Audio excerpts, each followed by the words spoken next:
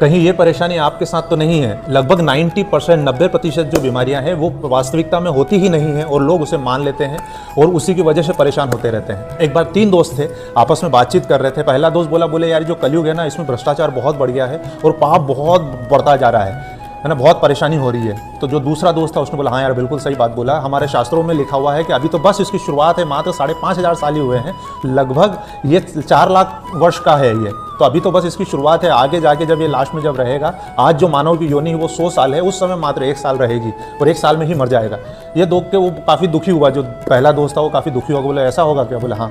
तो जो तीसरा दोस्त था वो बैठा हुआ था, उसने पूछा उस पहले वाले दोस्त से कि देख पहले तेरी स्थिति कितनी थी, क्योंकि ये लगभग 35 साल की उम्र के दोस्त थे। उसने पूछा कि पहली तेरी स्थिति कैसी थी? तो उसने कहा कि पहले तो कच्चा मकान था मेरा और खेत तक पहुंचने के लिए सड़क भी नहीं थी, कीचड़ में जाते थे। तो उसने पूछा गाड़ी थी तेरे यहाँ पे? बोले गाड़ी नहीं थी, हम तो बस से ही जाया करते थे, सिर्फ एक साइकिल थी और 2-3 भाई थे हम, तो बस उसे चलाया करते थे। तो बोले आज? तो बोले आज तो मेरे पास में 4 व्हीलर है, जहाँ चाहता हूँ वहाँ घूम सकता हूँ, जो खाना चाहता हूँ वो खा सकता हूँ। तो उस तीसरे दोस्त ने बोला तो तुझे कलयुग का कहाँ प्रभाव दिखा है? तेरे ऊपर कोई प्रभाव, ये तो और अच्छा हो रहा है तेरे साथ में। तो कई बार वो चीज़ों को सोच सोच के ज़बरदस्ती, कोई परेशानी ही नहीं है, उसको परेशानी समझ लेते हैं।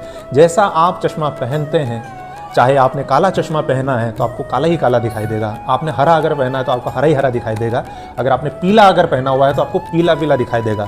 मतलब परेशानी वास्तविकता में होती नहीं है, हम उसे मान लेते हैं और उसे मानकर ही, जिसको हम बदल नहीं सकते हैं, वास्तविक परेशानी मात्र 10% होती है और जिसे हम बदल नहीं सकते उसे 90% को हम ज़बरदस्त जीवन भर हम ढोते रहते हैं।